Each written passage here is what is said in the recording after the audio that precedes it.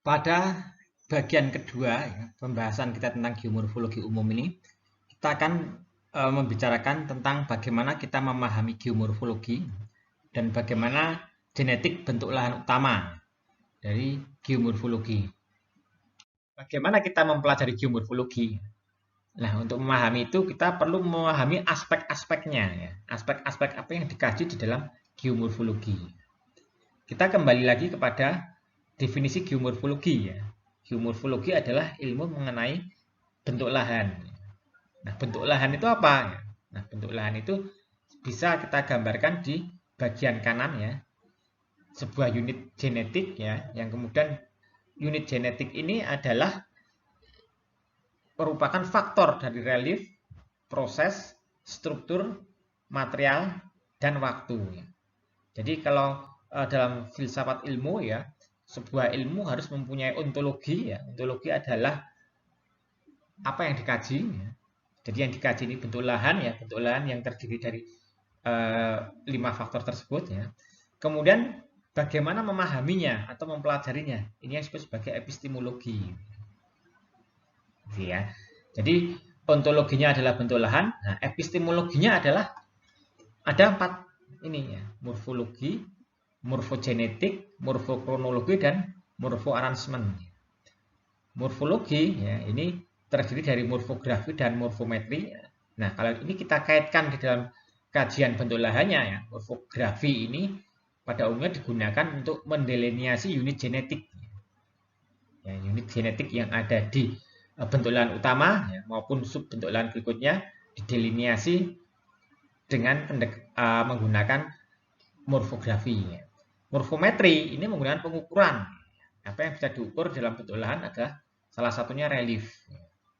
Dan morfogenetik, ya, morfogenetik ini asal usulnya bisa kita lihat dari morfostruktur aktif, morfostruktur pasif, dan morfodinamik. Nah, ini analisisnya beragam, ya, bisa kita lakukan survei, ya, kemudian observasi, ya, pengamatan lapangan, ya. Kemudian data yang penting juga adalah analisis hasil laboratorium, ya. Jadi unsur-unsur fisik yang bisa analisis di laboratorium. Ini bisa digunakan untuk mengaji proses, ya, struktur, ya, material, ya, dari bentuk lahan. Terus kemudian morfokronologi. Nah, morfokronologi ini mengenai perkembangan waktu, ya, pembentukan bentuk lahan tadi.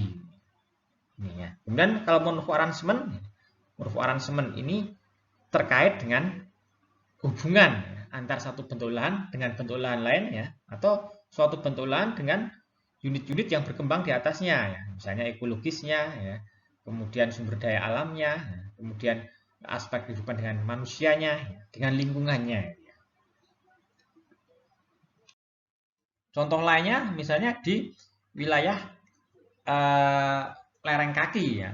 Nah, kadang di situ muncul bentukan-bentukan seperti kipas aluvial, ya. Kemudian ada dataran banjir ini di daerah-daerah fluvial, ya. Nah, identifikasi dari unit-unit bentuk lahan secara genetik tadi, ya, ini yang kita sebut sebagai morfografi. Mari kita mulai, ya, dari morfologi, ya. Yang pertama yaitu morfografi, ya. Morfologi sendiri secara umum adalah bentuk muka bumi. Sementara morfografi mendeskripsikan tentang komposisi dan kondisi bentuk lahan. Nah, kita contohkan di sini adalah bentuk lahan gunung api. Nah, bentuk lahan gunung api ini secara visual, ya, bisa kita cermati dari foto udara, ya, dari citra satelit, ya. Kemudian kita buat morfografinya. Ya. Morfografi seperti apa? Ya. Kenampakan-kenampakan yang ada di tubuh gunung api, ya, dari tempat yang paling tinggi, ya, sampai kemudian yang tempat yang bawah, ya, yang masih punya pengaruh dari gunung api, itu kemudian kita kelompokkan. Nah, dasar pengelompokan utama adalah berdasarkan nantinya secara fisik, ya, kondisi lerengnya, ya, kemudian nanti lebih mendalam lagi kondisi materialnya dan sebagainya, ya. Tapi yang kita lihat di dalam secara umum dulu adalah kenampakan visualnya. Nah, dari sini kita bisa melihat membagi, ya, sebuah tubuh gunung api ini dengan kerucut gunung api, ya, kemudian lereng atas, ya, kemudian lereng tengah, kemudian lereng bawah, dan yang paling bawah ini adalah lereng kaki. Dari mana kita melihat itu? Ya, membagikan itu, ya. Nah, kita lihat secara umum karakteristik yang nampak di visual gunung api ya, bahwa bagian kerucut ini mungkin memiliki tingkat kelerengan yang sangat tinggi. Kemudian ada segmen yang membagi antara bagian kerucut dengan lereng atas. Nah, ini biasanya bisa kita lihat dari penafsiran, penafsiran apakah itu foto udara, apakah itu citra dan sebagainya. Berikutnya yang kedua dari morfologi ya adalah morfometri. Morfometri ini adalah kondisi bentuk lahan secara kuantitatif ya. Sebagai contoh adalah kemiringan lereng, ya, elevasi, ya, kemudian jarak puncak dengan lembah, berikutnya besaran longsor lahan ya, dan lainnya. Ya. Kalau morfografi tadi kita mendeskripsikan unit-unitnya ya. Kalau yang morfometri ini kita mengetahui ukurannya. Jadi tadi disebut misalnya kerucut gunung api. Ya. Nah, kalau secara morfometri kita mengetahui ya, secara kuantitatif kerucut gunung api itu memiliki kemiringan berapa, ya, berapa persen atau berapa derajat. Nah, ini yang perolehan data itu kita peroleh dari pengukuran di lapangan ya, menggunakan alat-alat untuk mengukur kemiringan lereng. Dapat juga ya dilakukan secara digital yang menggunakan software ya, mengetahui berapa kemiringan ya dari kerucut gunung api dan sebagainya ini. Nah, ini penggunaan morfometri ya. Jadi ukuran kuantitatif dari bentuk lahan. Berikutnya yang kedua dari morfologi ya adalah morfogenetik. Morfogenetik ini membahas asal-usul dan perkembangan bentuk lahan. Morfogenetik terdiri dari 3, ya, morfostruktur aktif, morfostruktur pasif, dan morfodinamik. Morfostruktur aktif ini terkait dengan dinamika proses endogenetik ya, berupa tektonisme dan vulkanisme ya, yang berpengaruh terhadap bentuk lahan. Contohnya misalnya terbentuknya garis sesar ya, terbentuknya antiklin, ya, patahan. Nah, hal-hal ini terkait dengan gempa bumi ya, serta erupsi di masa lampau. Ini di bawah ada sebuah gambar ya. Ini adalah sebuah tebing yang terjal ya, dari sebuah wilayah yang datar ya. Kemudian ada tebing yang terjal ya. Nah, tebing ini adalah tebing hasil proses pengangkatan ya, proses pensesaran ya, sehingga terbentuk sebuah garis sesar ya. Nah, ini terjadi ya dalam kurun waktu yang panjang proses pengangkatan ini. Dan sampai saat ini juga masih terus melalui proses pengangkatan. Nah, ini yang dikaji di dalam morfostruktur aktif. Sementara morfostruktur pasif ya, ini terkait dengan dinamika struktur kulit bumi ya, dan litologinya berupa danudasi yang berpengaruh terhadap bentuk lahan. Danudasi itu berupa erosional yang kuat ya, atau penelanjangan ya, penelanjangan permukaan bumi ya. Peristiwa-peristiwa seperti pelapukan, ya, erosi ya. Kalau di wilayah hamparan pasir yang luas, misalnya proses pembentukan gumuk pasir ya. Ada 2 hal ya, agen yang berperan ya, air dan angin. Nah, ini yang berperan di dalam morfostruktur pasif ya. Kalau kita lihat di sisi gambar ini ya, juga ada bagian panah yang berwarna biru ya, itu kurang lebih suatu wilayah yang memiliki kecuraman tertentu ya, dia akan mengalami proses erosional ya.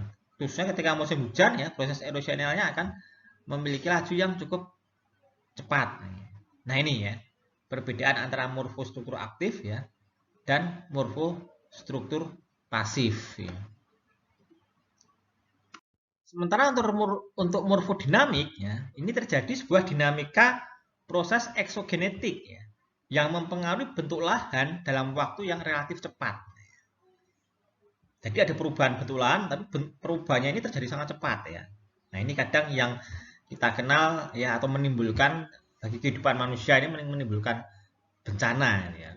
Misalnya banjir ya, suatu wilayah misalnya yang sungainya alirannya kecil ya, tiba-tiba terjadi banjir besar, banjir bandang ya, sehingga di wilayah kanan kirinya terjadi timbunan sedimen. Ini sebagai contoh juga erupsi gunung api ya. Ini contoh gunung api Merapi ya. Ketika di September 2010 ya, kurang lebih puncaknya demikian ya.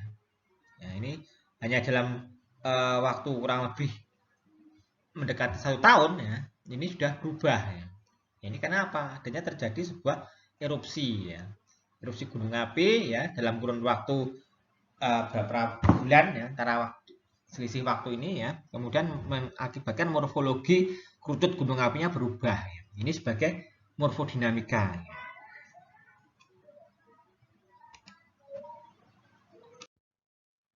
Setelah morfologi dan morfogenetik ya, berikutnya adalah morfokronologinya ya. Morfokronologi ini adalah dinamika terkait urutan terbentuknya bentuk lahan ya, berdasarkan umur relatif ataupun absolut. Jadi ini bicara masalah waktu, kronologi. Kita lihat ini sebuah pantai ya, yang sebenarnya satu saling berdekatan ya. Pada nomor 1 ya, kita mengenalnya sebagai pantai cliff. Nah, pantai cliff ini terbentuk karena adanya proses tektonisme, yaitu pengangkatan. Sehingga terbentuk adanya tebing yang lurus yang langsung berbatasan dengan tubuh air di bagian bawahnya.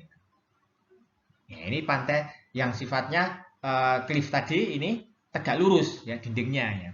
Tapi kemudian adanya gempuran ombak ya, gelombang yang terus menerus ya, pantai ini mengalami proses erosional ya. Nah, ini bisa dicontohkan di nomor 2 ya.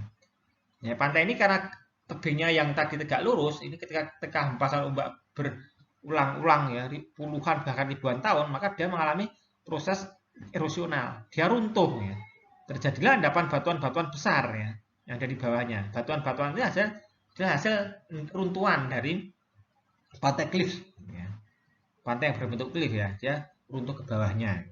Dalam kurun waktu ribuan tahun ya, ini terjadi tadi adalah pantai yang deposisional ini, yaitu gempasan ombak yang berulang-ulang terus ya, terhadap material-material batuan yang ada di bawah tadi, ini mengakibatkan hancur menjadi lebih kecil, ya, menjadi material pasir, sehingga menjadi pantai deposisional. Ini material gisik di sini. Nah, ini sebagai sebuah contoh bahwa ada kronologi bahwa yang di wilayah gisik ini ya, pantai deposisional ini ya, pantai nomor 3, di masa lampaunya adalah dia pantai erosional. Ya. Sebelum pantai erosional dia adalah pantai cliff. Jadi ada perkembangan dari pantai cliff kemudian pantai erosional, saat ini menjadi pantai deposisional. Ini kronologi morfokronologi ya terkait dari pembentukan sebuah pantai.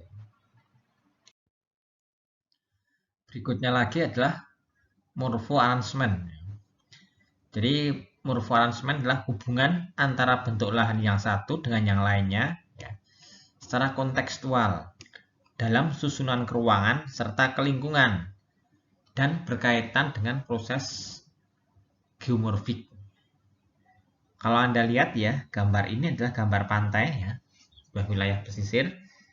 Kemudian ada dari arah laut itu ada gisik yang luas ya. Terus kemudian ada yang hijau yang saya beri tanda merah itu adalah bentuk lahan beting gisik ya. Beting gisik ini sifatnya adalah bentuk lahan positif ya. Artinya dia berupa tonjolan ke atas ya. Tonjolan ke atas, jadi sifatnya cembung ya.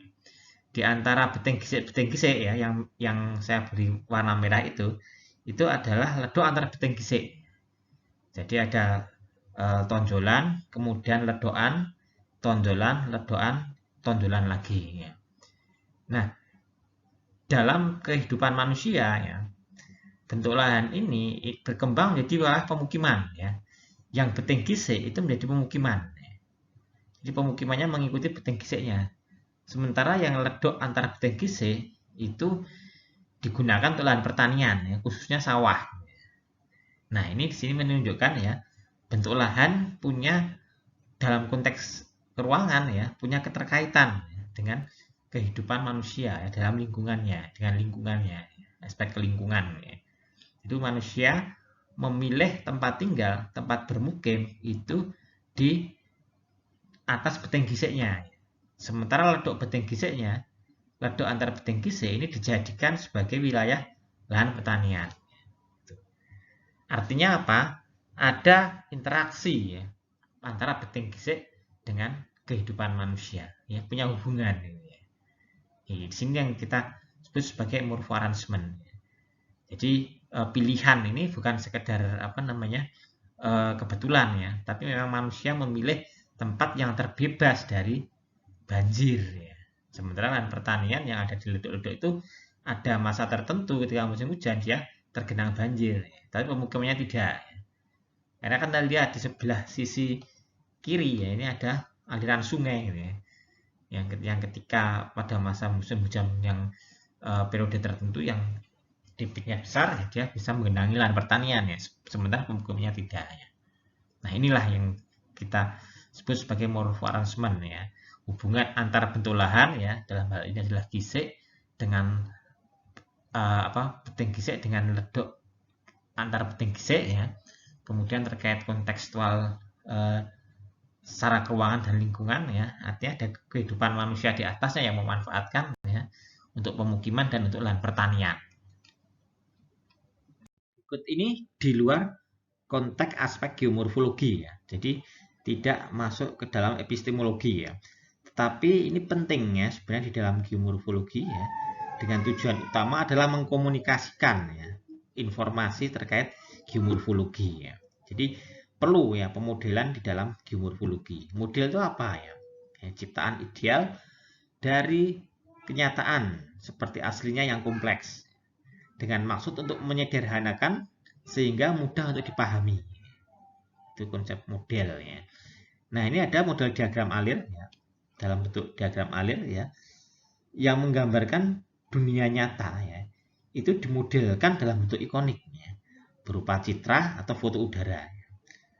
Berikutnya, model ikonik ini disederhanakan lagi kepada model simbolik ya, berupa peta. Nah, ini sebenarnya geografi, geomorfologi ya, itu sudah menggunakan semua ini model ikonik, model simbolik ini. Ya. Perlu lagi kita kembangkan ya, menjadi model analog berupa formula matematis misalnya. Nah, ini hal-hal ya, karena ini bentang alam ya, maka perlu disederhanakan ya supaya fakta-faktanya bisa didekati secara objektif. Ini yang nanti akan menghasilkan teori. Nah, model-model yang lainnya adalah model-model berupa visualisasi. Ya. Misalnya longsor ya dengan foto ya, terus kemudian dalam bentuk blok. Ya. Jadi blok-blok ini ya, akan mempermudah ya di dalam komunikasi ilmiah geomorfologi ya, dan geografi ya, maupun di dalam komunikasi yang publik sifatnya ya. Nah, ini model dalam geomorfologi saya rasa merupakan bagian ya di dalam bagaimana kita memahami geomorfologi. Selanjutnya kita akan membahas tentang genetika bentuk lahan. Genetika bentuk lahan di sini yang dimaksudkan adalah pada skala global ya. Pada skala kecil ya. Kenapa ini saya sebut sebagai genetika ya? Karena ini akan berbicara mengenai asal-usul pertama permukaan relief bumi ini. Nah, pada level yang skala kecil ini ya, kita mengenal adanya relief orde pertama ya. Relief orde pertama ini terdiri dari benua dan samudra. Jadi samudra-samudra yang besar ya, dan benua-benua yang besar ya, terdiri dari pulau-pulau ya yang benua ya. Dan yang samudra terdiri dari lautan-lautan. Inilah yang kita kenal sebagai relief orde pertama ya, yang terbentuk pertama di permukaan bumi ya. Itu adalah semacam ini ya, relief daratan dan lautan. Kenapa tadi saya sebutkan sebagai awal genetika bentuk lahan ya? Karena lautan ya dan benua tadi ya, itu terbentuk karena ada tenaga endogen ini ya, yaitu tenaga tektonisme dan vulkanisme ya. Sehingga kalau kita lihat ya, dunia ini ya terbagi di dalam lempeng-lempeng tektonik. Inilah yang kemudian berperan ya dalam pembentukan lautan dan benua. Demikian juga kemudian kita lihat lempeng-lempeng tektonik tadi selalu bersinggungan ya dengan rangkaian vulkanisme ya. Nah, ini yang kita kenal ya di dalam gambar bawah ini adalah gambar rangkaian gunung api ya. Sementara yang di atas ini adalah gambar tektonis lempeng tektonik yang ada di dunia ini. Nah, dua inilah penentu tektonisme dan vulkanisme ini ya. Sebenarnya yang pertama menentukan terbentuknya order satu tadi ya, daratan dan benua ya. Sehingga ini kita anggap sebagai sebuah genetik ya. Genetik paling awal dari relief permukaan bumi. Ini hasil proses geomorfologi ya terkait dengan vulkanisme dan tektonisme tadi ya, diatropisme ya. Ini peristiwa pembentukan pegunungan ya, vulkanisme peristiwa pembentukan gunung api ya. Nah, bentuk lahan yang dihasilkan adalah bentuk lahan vulkanis ya dan bentuk lahan struktural ya. Jadi dua bentuk lahan ini menjadi bagian dasar ya, kelanjutan dari proses yang pembentukan dunia dan pembentukan daratan dan lautan tadi ya. Nah, inilah kemudian yang kita kenal ya adanya relief order kedua ya. Yaitu pegunungan dan dataran ya. Pegunungan di sini dimaksud adalah rangkaian pegunungan hasil proses diatropisme ya maupun proses vulkanisme ya. Meskipun ini berbeda ya, vulkanisme itu gunung api, rangkaian gunung api ya. Diatropisme ada rangkaian perbukitan struktural ya. Tetapi di dalam orde yang kedua ini yang menentukan adalah reliefnya ya. Jadi yang dataran dan yang pegunungan, yang tinggian ya. Ini yang membedakan pada relief orde kedua ini. Selanjutnya proses tenaga eksogen yang berperan ya. Yang berperan terhadap relief permukaan bumi tadi. Tenaga eksogen utama adalah air ya. Sebenarnya angin juga berperan ya, tapi dominan air itu lebih kuat sekali ya. Air tidak lepas dari proses adanya iklim ya, cuaca ya. Nah, ini terkait juga dengan peristiwa siklus hidrologi ya, di mana ada tekanan udara yang berbeda ya, kemudian menimbulkan akumulasi uap air ya, dan kemudian terjadi hujan ya. Dan hujan ini kemudian mengikuti siklus hidrologi ini ya. Nah, air yang ada di permukaan bumi inilah ya yang melalui rangkaian siklus hidrologi ini ya, ini yang kemudian akan berperan ya di dalam mengukir ya, di dalam membentuk permukaan bumi ya, setelah tahapan dari yang tektonisme dan vulkanisme tadi. Nah, peranan tenaga eksogen tadi, khususnya air, ini mengakibatkan terbentuknya kronologi stadium pembentukan bumi ya, yang dikenal sebagai relief orde ketiga ya, yang terdiri dari erosional, ya, deposisional, ya, residual. Ya. Kalau kita lihat ini ya ada blok-blok ya, gambar blok permukaan bumi ya. Ini karena proses relief orde ketiga tadi ya, terjadi proses erosional ya. Jadi kalau kita lihat ya garis merah ini dan di gambar yang sebelah kiri ya, yang permukaan bumi muda ini masih punya ketebalan yang cukup tinggi. Ya. Tapi kemudian permukaannya juga halus ya. Hanya ada beberapa rekahan-rekahan. Setelah bekerja proses air yang mengakibatkan erosional, deposisional, dan residual, maka berkembang ke kondisi dewasa. Ya. Kondisi dewasa ini relief permukaan buminya menjadi kasar. Dan level permukaannya masih sudah berkurang ya, dibandingkan yang stadium muda. Ya. Untuk stadium tua, ya, ini levelnya sudah sejajar, sudah dengan garis merah ini sama. Ya. Ya, jadi kemudian terbentuk lembah-lembah sungai yang berkelok-kelok ini, relatif halus ya dibandingkan yang fase dewasa tadi. Ini sudah fase permukaan bumi tua. Ya. Nah, inilah relief orde ketiga itu ya berlangsung semacam ini di permukaan bumi. Nah, bentuk-bentuk lahan hasil orde ketiga tadi, ya, relief orde ketiga adalah kurang lebih semacam ini, ya. Ada dua proses utama, yaitu proses degradasi, ya, dan proses agradasi, ya. Proses degradasi itu terdiri dari pelarutan, gerak massa, ya, longsoran, ya, kemudian erosi. Erosi di sini ada erosi air, gelombang, gletser, angin.